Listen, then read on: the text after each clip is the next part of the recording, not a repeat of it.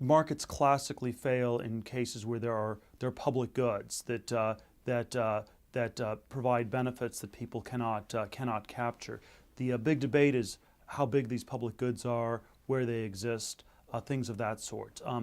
I do tend to think that things that have incredibly long time horizons often do involve market failures. So if you think about basic science or coming up with new theories of mathematics, these are not the kinds of things for which there necessarily is a well-defined market to pay people. At the same time, I think one of the places where I would disagree with Gates is that it is not at all clear to me that we have a government that is doing this much better. And so even though I think markets are often not thinking on a long time horizon, I think that our government structurally is doing even less so. Where you have a government where people are up for election at most once every 6 years, which is for a U.S. senator, that's a time horizon that's much shorter than in a market where a company is looking at 10, 15, 20 years, which is a time horizon over which its stock price is typically valued. There's a lot that can be done with the market. I think we want people to have long-term time horizons, and so I think to some extent there's a cultural question. People should be thinking of, their life is long. It doesn't end in 6 months or in 3 years, whatever the next line on your resume is. It's something that for most of us we can expect to go on for quite a number of decades ahead.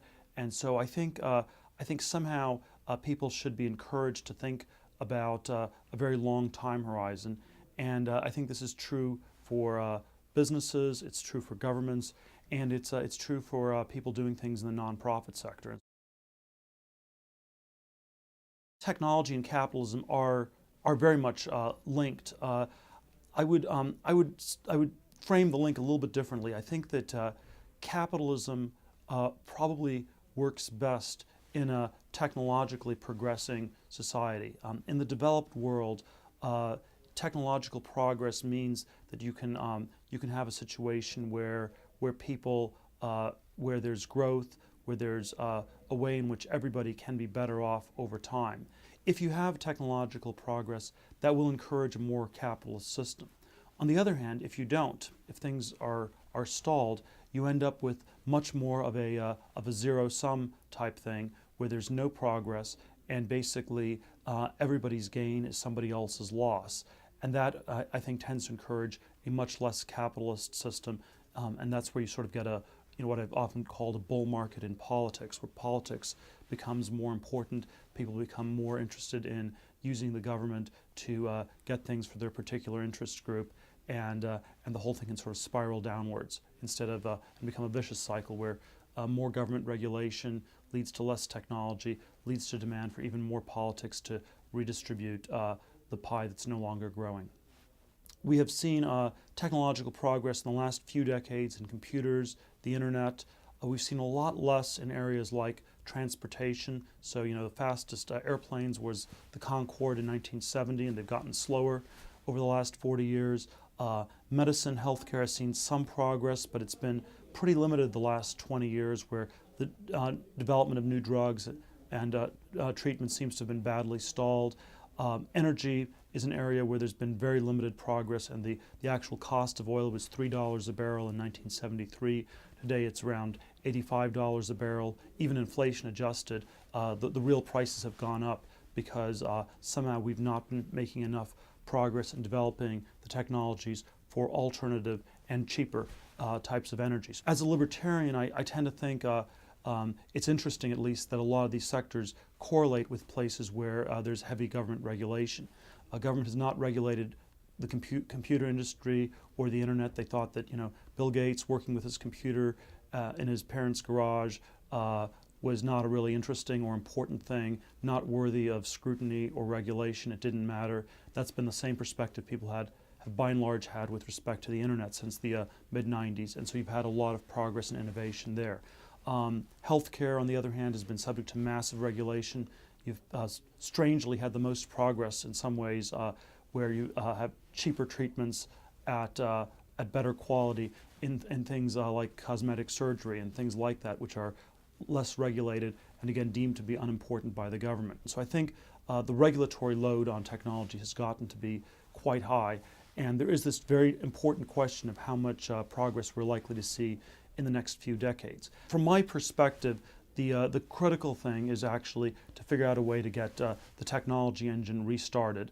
I think that we would like to have less government regulation to enable that, and if it gets restarted, you can have a more capitalist type system. But I do think that if technology is stalled out, we will probably see at some point a resumption of the trend towards more government, even though it's unlikely, in my opinion, to actually fix things. Technology is probably the single biggest driver of productivity gains over a period of several decades for the developed countries. It's, for example, I think much more important than free trade. I'm in favor of free trade, but I think if you had to make a choice between having technological progress versus free trade, and you had one or the other, you should always pick technological progress. So I think it's an incredibly important variable for creating more prosperity. The developing world does not really need to develop new technologies. For China or India, the next 20 years, the plan is basically to catch up to the U.S., to get 19th century plumbing and 20th century railroads, and basically just to copy. That is not a strategy that works for the developed world if we're going to try to improve living standards in the developed world. So the developing world can just do things that are extensive or horizontal, that basically copy. The developed world needs to do things that are intensive or vertical, where we take our civilization to the next level.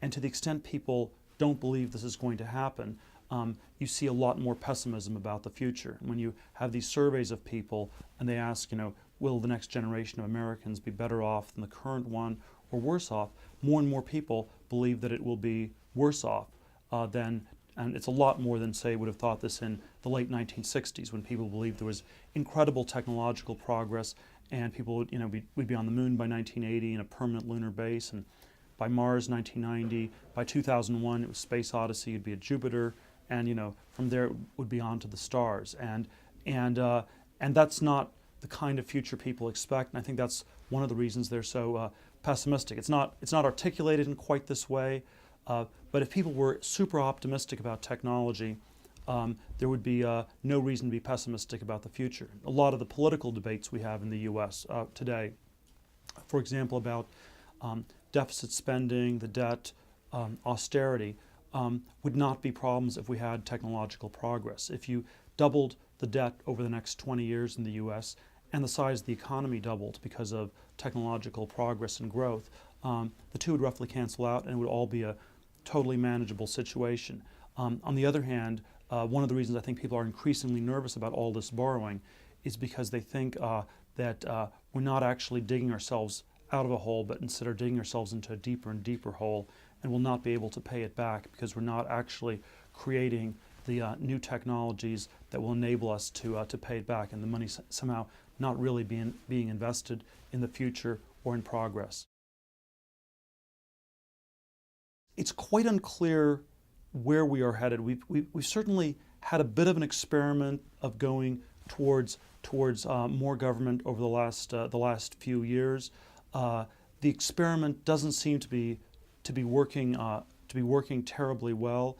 On the other hand, it's also quite unclear if we go back towards less government, that's going to work. In the U.S., we fundamentally need to do new things, which I think is harder for the government to do. And moreover, it is not something our government actually is inclined to particularly do. Our government is not dominated by engineers, it is dominated by lawyers. Engineers are interested in substance, in building things. Lawyers are interested in process and rights and getting the ideology correctly blended. And so there is sort of no really concrete plan for the future. It is, I think, a striking failure on the part of the left especially, which is pushing for more and more government, that there's actually nothing specific that the money would be spent on. If you had Obama go on TV and say that we need to have a manned base on the moon, or that we will defeat cancer in 5 years, a la Kennedy or a la Nixon, this would just strike people as bizarre. And so the sort of the governing class in the U.S. Is not focused on technology, does not believe it. And so even if you need government to create technology and to build it in the most developed countries, and even if it's the space race where it was heavily government funded is the correct paradigm, the fact of the matter is that our political leadership does not believe in this. Technology innovation is still, the best place is still Silicon Valley, and California is still the best place for technology innovation, which is the business that I'm in and am going to be in for the decades ahead. The worry is obviously that this engine gets regulated or constrained and slows down, and in that case, I think you have even worse problems in California and the U.S., but they are problems that probably extend to much of the developed world. The seasteading initiative that we've been talking about for the last few years is a bit of an experimental project. It's run by this guy Patrick Friedman, the grandson of Milton Friedman, the famous economist. It's this idea about can you create experimental new types of communities on the oceans. I think from a technological perspective, something like seasteading is an important frontier for us to look at. We need to be looking at all the unexplored frontiers that have not been taken. And if you sort of go back to the 1960s, people thought of space as the final frontier, but they also had all these ideas about exploring and developing the oceans, which cover 70% of the Earth's surface and are largely undeveloped. Plans to turn deserts into arable land and reforesting the deserts, and so there are all these sort of frontiers that are that we think are very underdeveloped, and it is worth trying to go back to that spirit of trying to move the frontier of human knowledge and progress. The term we've used is that people should stop out of school for 2 years. The program is we called it 20 Under 20. It's at 20under20.org. My one advertisement I'll get in here, and it is a 2-year fellowship program where we will pay people $100,000 for 2 years to pursue some particular passion, preferably in a technological area where they can work individually or in a team of up to 4 people in starting a company or joining some other early stage company. We will encourage people to do this from California because that's where we think we can help provide them with some mentorship. But we think that the idea of becoming an entrepreneur is something that is not taught very well in school and is something that people should try to do earlier on.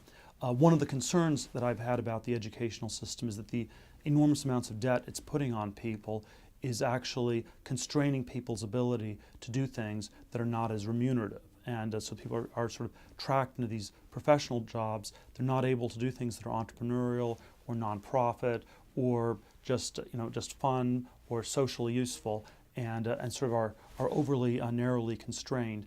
And I think technological innovation requires risk, it requires sacrifice, and it may be very hard to do that if you have this enormous debt burden to try to repay. It's hard to start a great company if you've bought a big house, and it may be hard to start a big company if you're burdened down with enormous amounts of student loans. And so I think there's sort of a context that's specific to our time where we think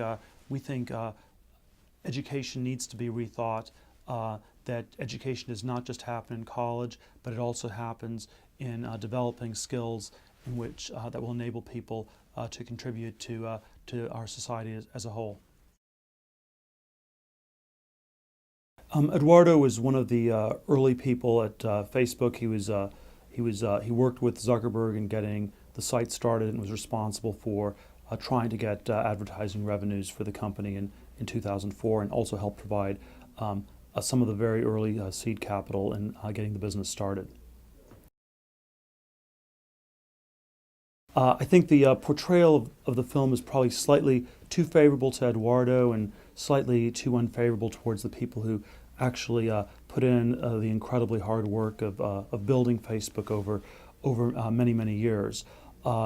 It it's sort of a bit of a caricature of capitalism, that it's always this zero-sum game where you have winners and losers. That's certainly the way a lot of Hollywood works, and where it's this thing where there only are so many celebrities, and you can only become a new celebrity by tearing somebody else down. Silicon Valley, the technology industry at its best, creates a situation where everybody can be a winner. And I think Facebook is an extreme example of this, where all the people, the early employees, the late employees, the investors, and the world as a whole has benefited tremendously. All the stakeholders have done really well, including Eduardo.